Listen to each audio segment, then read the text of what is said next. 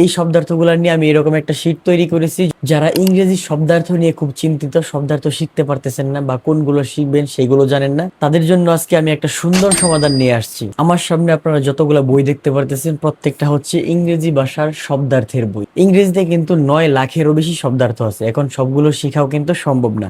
এখন আপনি যদি একটি ডিকশনারি নেন এরকম মোটা ডিকশনারি নিয়ে যদি শুরু থেকে শুরু করেন শব্দার্থ শিখা, ধরেন আমি ধরে নিলাম আপনি 3000 শব্দার্থ শিখছেন শুরু দিয়ে।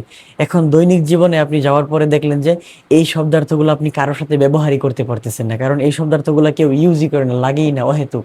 তাহলে আপনি কোনগুলা শব্দার্থ শিখবেন? তাহলে আপনি জানবেন কিভাবে যে কোনগুলা মানুষ ইউজ করে? এই সমস্যার সমাধান করার জন্য আমি সাইফুল ইসলাম স্যারের বই থেকে মাত্র 100 শব্দার্থ নিয়ে একটি পিডিএফ বানিয়েছি। এই 100 শব্দ দিয়ে আপনি সারা দিন কথা বলতে পারবেন। এই শব্দার্থগুলো নিয়ে আমি এরকম একটা শীট তৈরি করেছি। যদি আপনারা শীটটা চান তাহলে কমেন্ট বক্সে লেখেন পিডিএফ।